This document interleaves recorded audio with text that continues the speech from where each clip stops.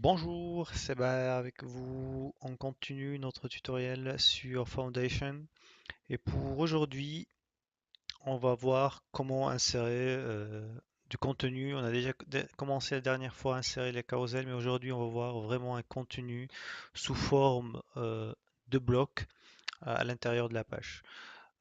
Pourquoi un contenu sous forme de bloc? On l'a déjà vu en fait avec Bootstrap.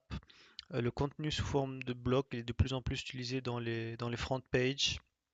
C'est un contenu qui est beaucoup plus ergonomique, qui nous permet de montrer euh, d'une façon entre guillemets concentrée le contenu, les différentes sections de notre site internet. Alors, pour la vidéo d'aujourd'hui, j'ai déjà préparé en fait la structure HTML. Je n'ai pas encore mis par contre donc pour le moment elle est vide. Donc j'ai déjà mis une structure HTML simple. Donc là je viens d'ajouter. Si je rafraîchis la page, voilà, c'est tout simplement une simple structure HTML qui contient un div principal qui contient ensuite les différents blocs. Donc on a un premier bloc qui contient une image, ensuite une div qui contient le contenu de chaque bloc, donc ça c'est un titre, une petite légende de bloc et le bouton détail. Il n'y a rien de particulier à faire. Donc encore une fois, et bien évidemment, l'image a été travaillée pour que ça corresponde exactement à la bonne taille. Donc voilà, il n'y a rien de, en fait, de particulier dans ce contenu. Alors, donc, la première chose qu'on va faire, c'est à partir de maintenant, on va utiliser en fait le système de grid de Foundation. Alors, si on va aller dans Foundation, documentation comme toujours, on va aller sur grid. Donc, la première chose qu'on voit, déjà on a bien ici, on voit bien un système à peu près de blocs. La première chose qu'on va utiliser, c'est on va mettre classe row. Alors, on va faire classe row. On va ajouter ici div class row. Très bien. On va voir qu'est-ce que ça donne. Et voilà, on a quelque chose maintenant. Notre contenu est bien aligné au reste de la page, au reste du contenu de la page, comme ici le menu. Très bien. Maintenant, ce qu'on va faire, c'est d'aligner. Donc, on a ici, on peut voir, on a en tout 6 blocs. On ne peut pas les voir. Alors, on va voir ça, c'est mieux. On a 1, 2, 3, 4, 5 et 6. Donc, on a 6 blocs. Donc l'affichage de 6 blocs se fait de cette façon. On veut dans les grandes, lorsqu'on se trouve dans un affichage de type écran, on veut voir 3 blocs alignés sur la même ligne. Et si on se trouve sur des petits écrans, on veut soit afficher 2 blocs ou afficher un seul bloc par ligne. Donc on se rappelle sur Bootstrap, le fonctionnement toujours est, la même, est le même pour savoir comment aligner les blocs. On sait que sur Bootstrap et également sur Foundation, qu'on est en train de travailler dessus, le nombre de colonnes est de 12. Ça veut dire que si on veut, entre guillemets, caser euh, 3 blocs sur 12 colonnes, il suffit de faire 12 sur 3 et ça égale 4 et ainsi on sait que chaque bloc va prendre 4 colonnes. Et là j'ai parlé des colonnes. Alors on va voir les colonnes sur Foundation. Donc ici on voit comment les colonnes sont déclarées. Donc on a ici small, large et on a encore medium. On va voir ici, on peut voir dans Media Queries la liste des classe. Donc on a small pour, en fait ça c'est pour n'importe quel écran, c'est normal, N-screen, puisque on se trouve Foundation c'est mobile first, donc pour n'importe quel écran, on va afficher par défaut le small. C'est pour cela qu'on a créé ici N-screen. Ensuite, classe medium, donc là à partir de 640, les écrans à partir de 640 pixels ou plus. Et enfin, large lorsqu'on se trouve dans des écrans de taille 1024 pixels ou plus. Très bien. Alors, nous, ce qu'on va faire, tout d'abord, alors si je reviens également, il ne faut pas oublier de ajouter colonnes ici au cas où, hein. Donc c'est important de ajouter colonne. Bien, alors on va revenir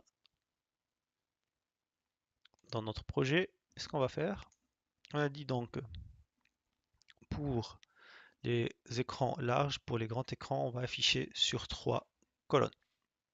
Sur 3, on va afficher 3 blocs différents. Donc on aura chaque bloc qui va prendre 4 colonnes. Alors, classe, on va faire large-4 colonnes. Voilà. Et on va remettre ça dans tout. Ici, et ici, ici, et là. Bien.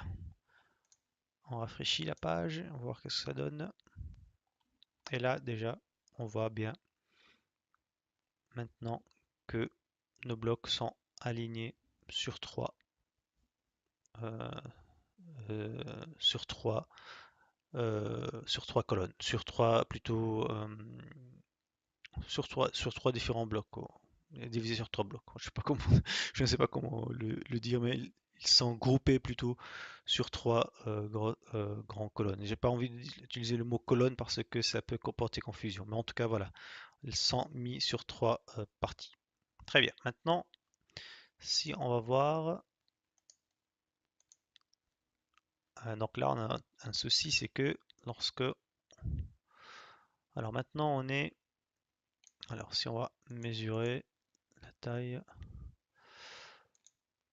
euh, est-ce que je peux, on va améliorer un petit peu la préférence parce que j'ai pas aimé ça. Alors, on va mettre, si on peut mettre 2, 2, 2. On va pas afficher le, bon c'est pas grave. J'aimerais voir l'écran, la taille de l'écran, mais c'est pas grave. Bon, alors, on revient ici. Alors maintenant, si on voit la taille de l'écran, elle est à 992 pixels. Donc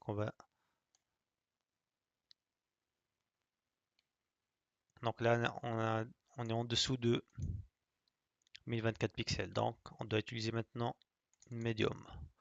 Alors, pour le Medium, on va voir est-ce que on met 4 colonnes ou on met 3 blocs, on met 2 blocs. Alors, on va faire ici Medium.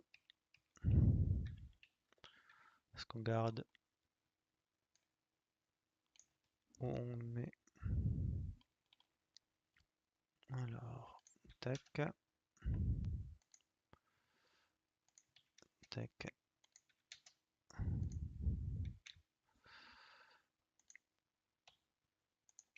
Alors, quoi d'autre ici? Alors, on va voir le résultat.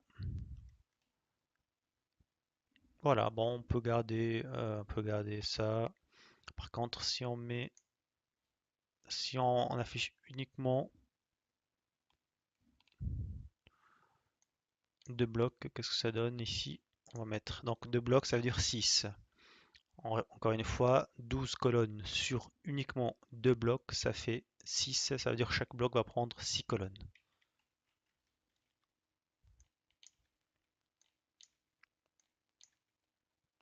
Donc ça c'est pour l'affichage en dessous de 1024 pixels et supérieur à 640 pixels. Ouais, non, ça peut être joli comme ça aussi. On va garder comme ça. On va garder comme ça. Et enfin, maintenant l'affichage mobile. On va mettre l'affichage mobile. Et déjà pour l'affichage mobile, on n'est pas obligé en fait de, modifier. Mais on veut, si on veut quelque chose d'encore plus propre, on peut mettre, ici small 12. Ça veut dire que dans les petits écrans, on va afficher uniquement un seul bloc par ligne.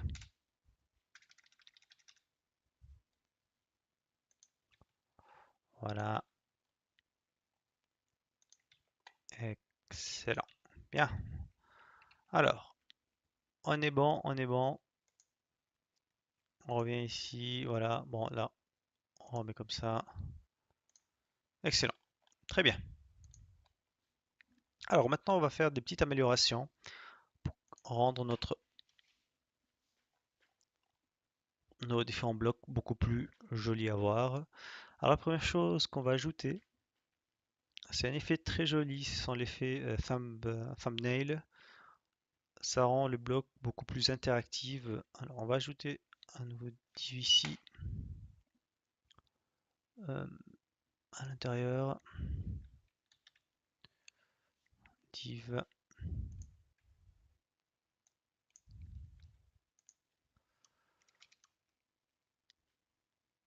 Voilà, et puis on va mettre classe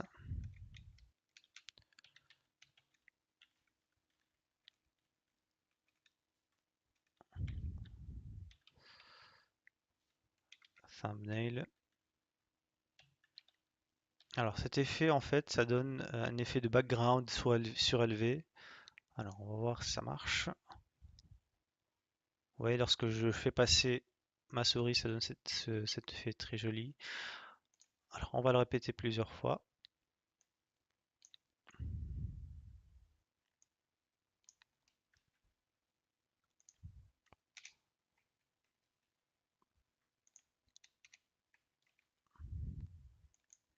C'est toujours bien d'avoir quelque chose d'avoir un œil critique lorsque vous faites votre site web, toujours de penser qu'est-ce que vous pouvez ajouter à votre site pour que ce soit visuellement acceptable à le voir. Alors, ici, on ajoute. Alors, voilà, il y a ceci. Ouais, bon, ça c'est bien, il y a un div. Ok. On va ajouter encore un autre div. Et encore un autre div. Et on est bon.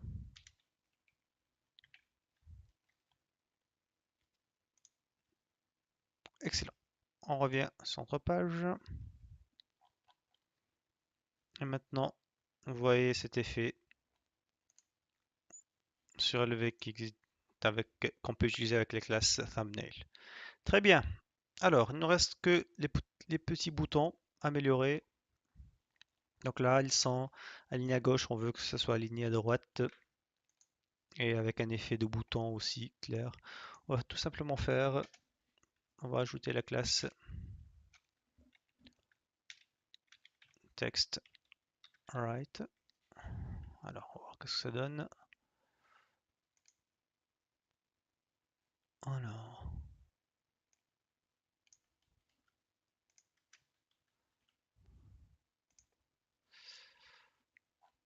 ouais, c'est beaucoup plus joli. Text right. Alors, on va refaire ça partout.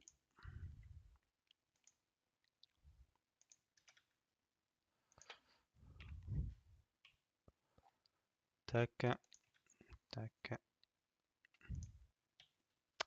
Bien. Aligné à droite et on va ajouter l'effet bouton Alors, on peut le voir les boutons ici sur Bootstrap. Donc, pour ajouter des boutons de cette manière-là, on va ajouter un bouton Tiny Button par exemple. Par défaut, ça va être bleu. Ça nous convient. Et on va ajouter la classe ici. On va voir ça. Alors, qu'est-ce que ça donne? Tac, tac, tac. Ici plutôt. Ah, c'est un petit peu petit. Alors, on va ajouter small. Allez, toujours l'œil critique. Small. Ouais, c'est acceptable. C'est bien. C'est très bien. Alors, on va refaire ça partout.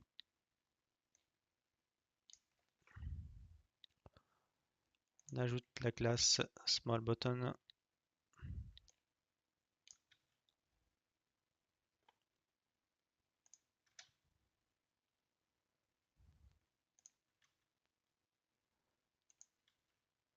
On est bon. Rafraîchis la page. Et voilà, là, on a un souci avec un qui n'est pas aligné à droite. Ah, celui-là.